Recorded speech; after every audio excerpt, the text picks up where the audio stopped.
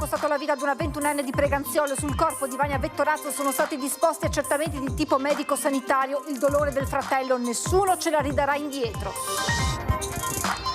È stato ritrovato a Milano in buone condizioni il 14enne scomparso da 9 giorni da San Giovanni Lupatoto. Ci sono ancora molte ombre da chiarire, spiega il comandante dei Carabinieri di Verona.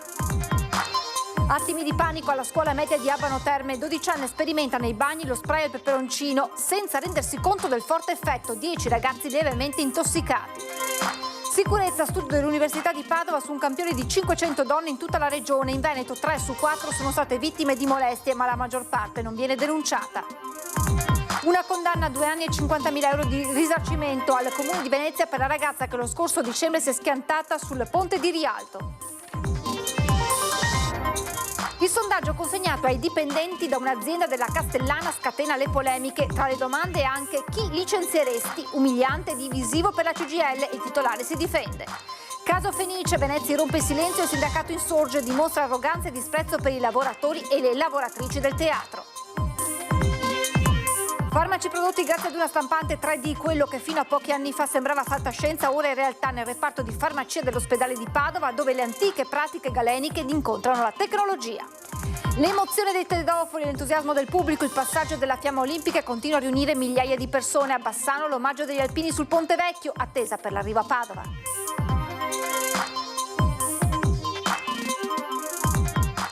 Buonasera, ben ritrovati con l'edizione regionale dei nostri telegiornali. In primo piano il dramma a Dosson di Casier, siamo in provincia di Treviso, con il malore costato la vita ad una 21enne di Preganziolo. Sul corpo di Vania Vettorazzo sono stati disposti accertamenti di tipo medico-sanitario. Resta lo shock di amici e soprattutto della famiglia, il dolore del fratello che ai nostri microfoni dice nessuno ce la ridarà indietro.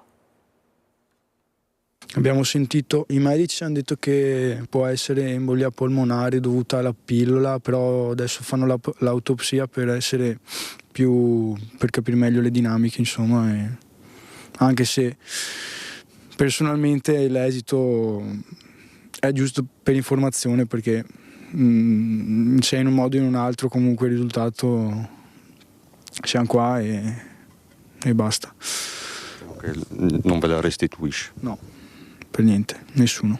C'è solo un dolore profondo dietro le parole di Matteo Vettorazzo, fratello di Vania, la 21enne morta a seguito di un malore accusato durante la lezione di Pilates alla palestra Bambù di Dosson, dove si trovava con la mamma Sara e dove, prima gli istruttori, poi gli operatori del suo M118 che l'hanno portata al cafoncello, hanno fatto di tutto per salvarla. Minuti di angoscia per l'intera famiglia che vive a Preganziol. Al pronto soccorso arrivano anche papà Francesco e lo stesso Matteo. Dopo 20 minuti che sono arrivato io, i medici ci hanno detto che hanno provato a rianimarla, tutte le pratiche, insomma, però il cuore non batteva più.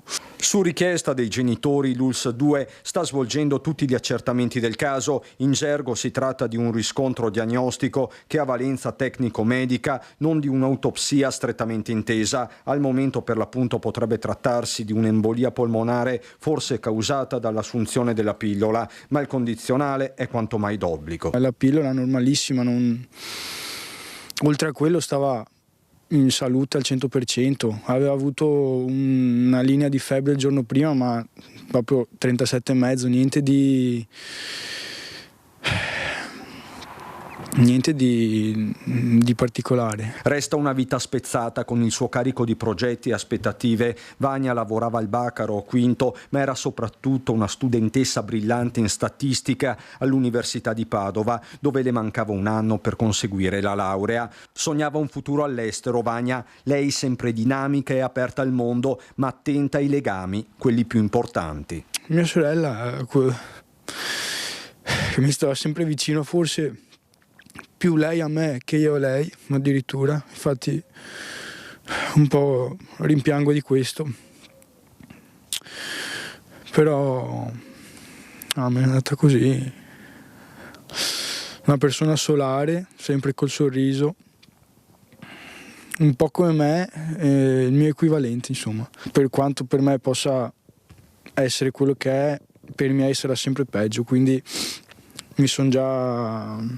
so già che avrò un ruolo importantissimo adesso, più di prima. È stato ritrovato a Milano in buone condizioni il 14enne scomparso 9 giorni fa da San Giovanni Lupatoto. Ci sono ancora molte ombre da chiarire, dice il comandante dei Carabinieri di Verona. Era da qualche giorno che gli agenti della squadra volanti di Milano controllavano le case di comunità del capoluogo ed è proprio in un poliambulatorio di via Livigno che il 14enne scomparso da San Giovanni Lupatoto dallo scorso 12 gennaio si è presentato. Un operatore ne ha segnalato subito la presenza come minore non accompagnato. Quando gli agenti sono arrivati hanno accertato che si trattava proprio di lui. La fine di un incubo per la famiglia e per un'intera comunità che ha vissuto giorni d'angoscia.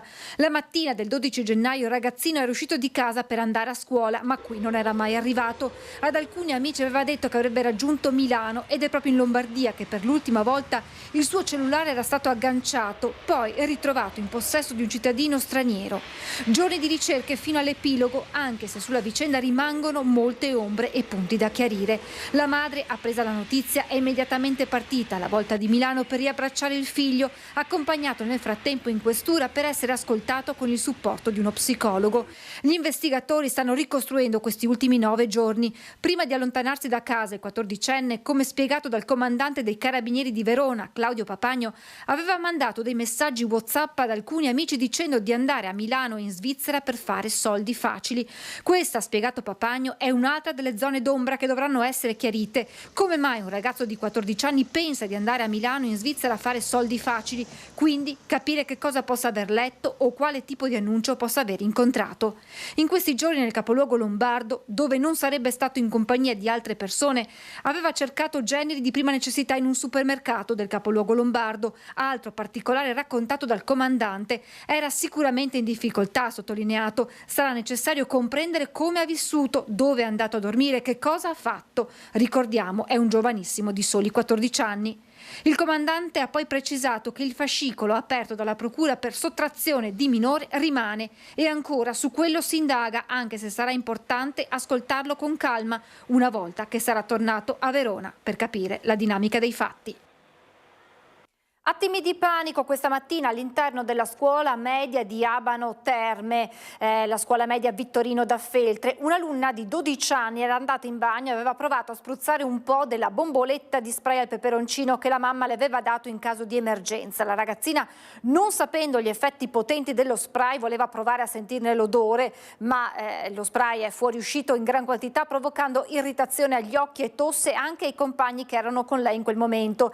10 in totale gli alunni rimasti leggermente intossicati, curati dal personale del 118 chiamato dai docenti e dal personale ATA. Fortunatamente nessuno degli alunni è stato portato in ospedale. I genitori della 12enne sono stati avvisati.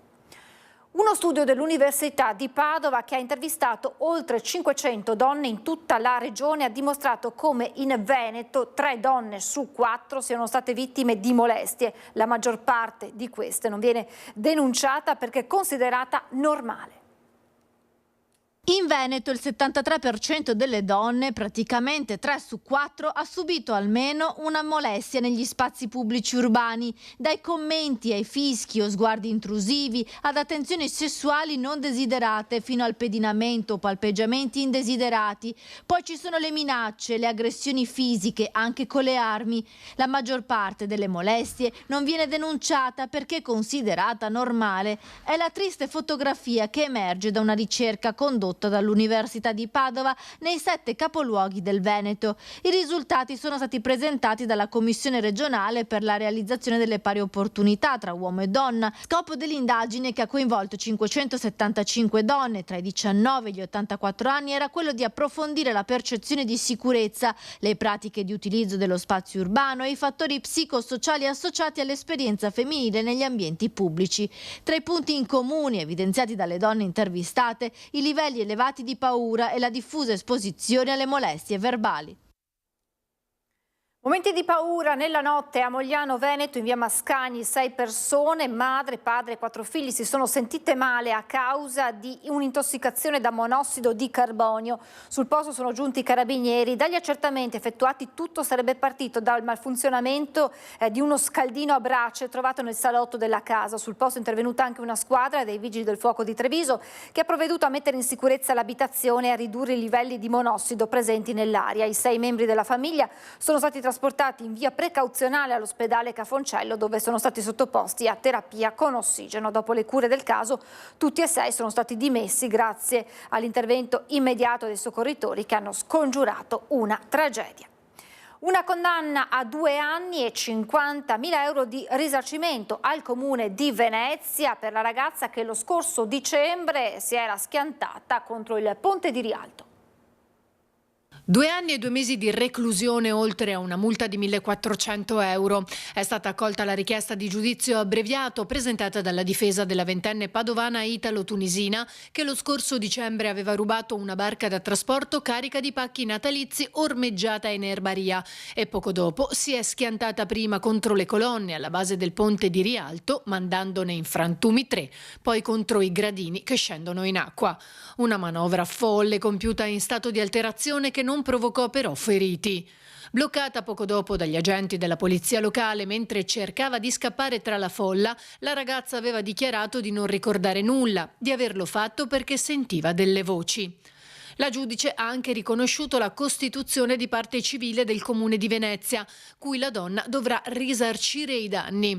Il Tribunale ha disposto una provvisionale immediatamente esecutiva di 50.000 euro, rinviando al giudice civile la quantificazione definitiva. Un sondaggio consegnato ai dipendenti di un'azienda della Castellana scatena le polemiche. Tra le domande: con quale criterio si dovrebbero scegliere le persone da lasciare a casa? L'ira dei sindacati e la risposta, la replica dell'azienda.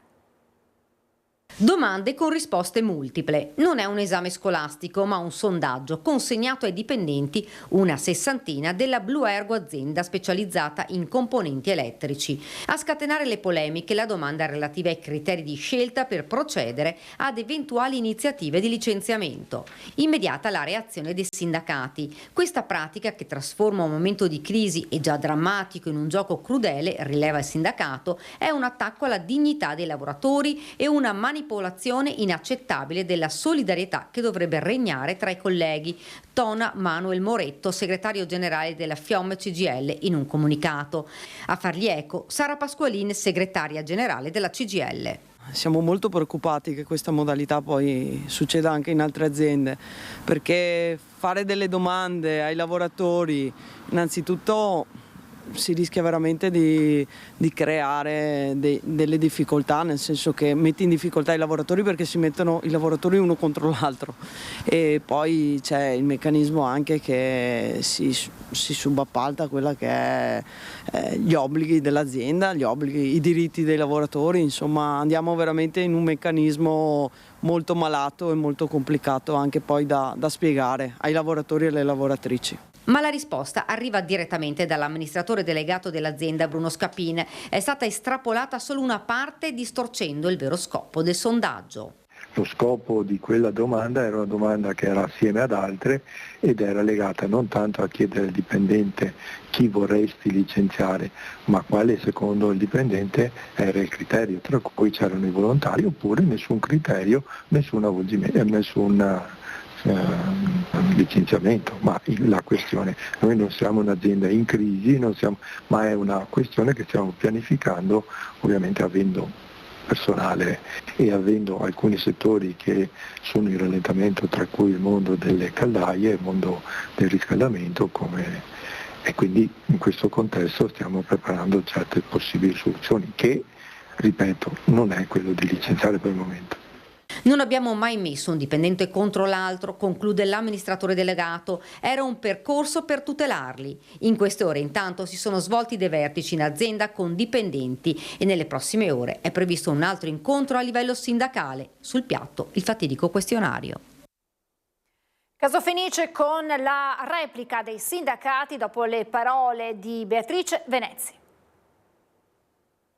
fatto anche la battuta sulla Spilletta, che ha avuto un successo mondiale, e quella del Capodanno, dicendo che si potrebbe mettere gli Swarovski. Qui siamo a Venezia, semmai le Murrine, non ci siamo proprio, dottoressa Venezia.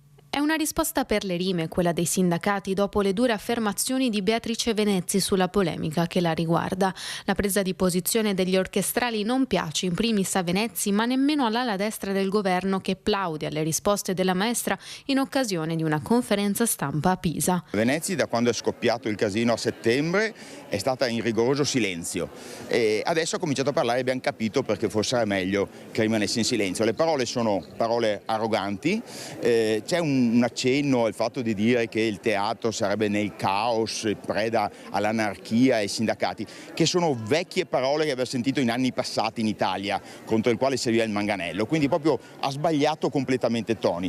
Non si sbilancia invece l'RSU del teatro, che sceglie di adottare una linea pacata, convinto che mantenere il decoro e l'eleganza nei toni e nei modi sia la strada giusta per avere finalmente un confronto. L'RSU ha deciso di non commentare quanto dichiarato dalla maestra Venezzi, in quanto non ci sembra volto a trovare una soluzione alla questione. Nelle scorse ore, intanto, RSU e segreterie si sono riuniti in un incontro in cui inevitabilmente si è parlato di Venezzi e del da farsi in questa situazione. Sono state discusse appunto i prossimi passi da fare all'interno tra di noi, tra RSU e le segreterie. Comunque dopodomani ci sarà la prima del Simon Boccanegra e stiamo valutando assieme anche agli altri lavoratori quali saranno le azioni da intraprendere. La nostra posizione rimane ferma, immobile, e dal 22 settembre rimaniamo fermi da dove siamo partiti. Ricusati dal medico di medicina generale perché pazienti fragili. È accaduto ad una coppia di anziani seguiti dall'ex ministra Cécile Kyenge. Sulla vicenda l'ULSS 6 ha aperto un'indagine. Il messaggio scambiato su WhatsApp che vi mostriamo e che ci è stato girato da uno dei figli lascia spazio a poche interpretazioni. In seguito alla scelta di riduzione di utenti presi in carico, avendo superato il numero di pazienti fragili da seguire, vi comunico che i signori non saranno più seguiti dal nostro studio. Vi invitiamo pertanto a provvedere ad individuare un altro medico entro una settimana. I pazienti sono due coniugi di Padova, 88 e 86 anni, che da 2 erano seguiti dalla dottoressa Cécile Kyenge. Un piccolo terremoto questo per persone che nel medico di famiglia vedono un'ancora e un conforto e che avevano scelto la dottoressa Kyenge anche per conservare, per quanto possibile, una loro autonomia. Tanti passaggi che lasciano quantomeno aperte diverse domande, compresa la modalità in cui la famiglia ha scoperto di non avere più un medico di riferimento, dalla farmacista a cui si erano rivolti per avere dei consigli dopo aver cercato invano di contattarla. La cosa buona è che per fortuna i due anziani sono già diventati pazienti di un altro medico di famiglia, ma su quanto accaduto l'ULSS 6 Euganea ha deciso di aprire un'indagine. Del resto, precisa l'ULSS, se è vero che esiste un massimale di pazienti che possono essere iscritti presso un medico, un tetto al numero di pazienti fragili non esiste. In attesa degli sviluppi dell'indagine, l'ex ministra per l'integrazione del governo Letta ed ex europarlamentare non ha voluto rilasciare alcuna dichiarazione. Farmaci prodotti grazie ad una stampante 3D, succede nel reparto di farmacia dell'ospedale di Padova. Noi abbiamo adesso acquisito questa nuova stampante 3D per i preparati orali che ci permetterà di avere una maggiore precisione o anche una maggiore versatilità e anche, diciamo, ampliare quelli che sono i preparati che noi facciamo, perché potremo spaziare con forme farmaceutiche che in questo momento noi non prepariamo, come i film orodispersibili piuttosto che le compresse multistrato per i pazienti anziani. Primi in Italia all'interno di una struttura pubblica a dotarsi di una stampante 3D per produrre farmaci personalizzati per i pazienti dell'ospedale di Padova. Dosi personalizzate, monodosi liquide, compresse multistrato, film oro disperdibili, blister con dosaggi diverse, Tutte preparazioni che possono essere realizzate con la nuova stampante. Antico e moderno si fondono insieme e appunto la loro coesistenza credo rimarrà nel tempo, insomma non scomparirà. La personalizzazione della cura riguarda soprattutto pazienti pediatrici, anziani ed allergici. Le aree terapeutiche maggiormente rappresentate sono il sistema cardiovascolare, l'apparato gastrointestinale e il metabolismo, oltre al sistema sanguigno. Noi produciamo circa 70.000 preparati l'anno di diverse tipologie di farmaci e di diversi galenici sterili e non sterili. Possono sembrare tanti o pochi, ma in alcuni casi anche il numero è abbastanza irrilevante, perché a volte sono preparati proprio per il singolo paziente che ha magari una malattia rara e quindi non ha proprio risposte, ma è fondamentale per lui o per lei avere questo tipo di preparato. E adesso andiamo a Padova per una città che accoglie nel suo viaggio la fiaccola olimpica. Subito da Francesco Aratai per raccontarci questa giornata di festa, questa serata di festa. Buonasera Francesco. Buonasera Francesca, buonasera ai nostri telespettatori. Sì, siamo in Prato della Valle, lo vedete dietro di me il palco con il bracciere olimpico che fra meno di un'ora verrà acceso. È partita verso le 8 e verso le 18:10 il tour padovano della fiaccola, 5,7 km con 28 tedoferi, tra cui i fratelli Bergamasco, la rettrice Daniela Mappelli, l'olimpionico Rossano Galtarossa, Francesca Bortolozzi, Silvio Martinello, il grande campione del ciclismo, nonché CT della nazionale, Novella Calligaris. Ci hanno detto chi sarà l'ultimo tedofero, che sarà la dottoressa Franca Benini, la direttrice dell'hospice pediatrico. Quindi Padova si riconferma una città che pensa ai più piccoli, una città che investe sulle attività pediatriche. Da Padova è tutto, restituisco la linea. Grazie davvero a Francesco Aratai. E la festa per la fiaccola olimpica questa mattina era a Bassano con gli alpini che l'hanno accolta sul ponte degli alpini.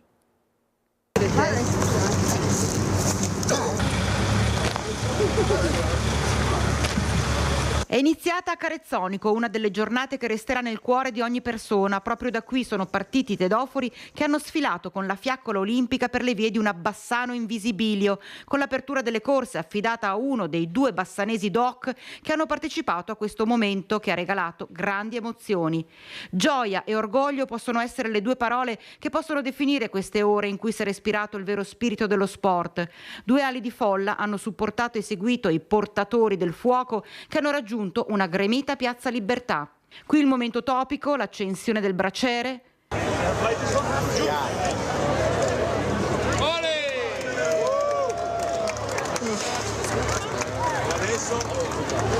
Via quindi alla terrazza di Palazzo Sturm, la grande bellezza di Bassano, tra montagne, Ponte Vecchio e Fiume Brenta, in una di quelle giornate speciali di sole con una nuova accensione. Per raggiungere il Ponte Vecchio, dove i tedofori sono stati accolti dagli alpini. E via via le fiamme sono state accese sino al Viale dei Martiri per un momento di forte emozione in uno dei luoghi simbolo della città ai piedi del Grappa. Sono immagini che resteranno nella storia, soprattutto l'accensione e il passaggio di fiaccola sul Ponte degli Alpini, evento che non era mai successo prima, quindi abbiamo segnato una nuova pagina di storia con una grande partecipazione da parte dei cittadini. Siamo veramente contenti per quello che è stato fatto quest'oggi, per la grande organizzazione, soprattutto perché è andato tutto liscio senza nessun tipo di problema. Questo è lo sport vero. Sì, io spero che appunto i ragazzi che hanno visto questo passaggio sia per loro anche così volontà di avvicinarsi ulteriormente allo sport e di impegnarsi. È stata una giornata storica e c'è stata una grande partecipazione soprattutto dei ragazzi e spero che sia veramente per il futuro una grande voglia di fare sport. Il passaggio lungo Viale Venezia e l'ultima tappa a Cassola.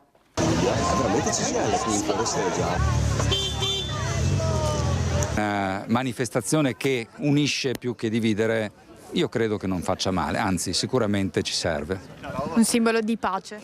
Un simbolo di pace appunto attraverso l'unione dei popoli. Preso. Prego,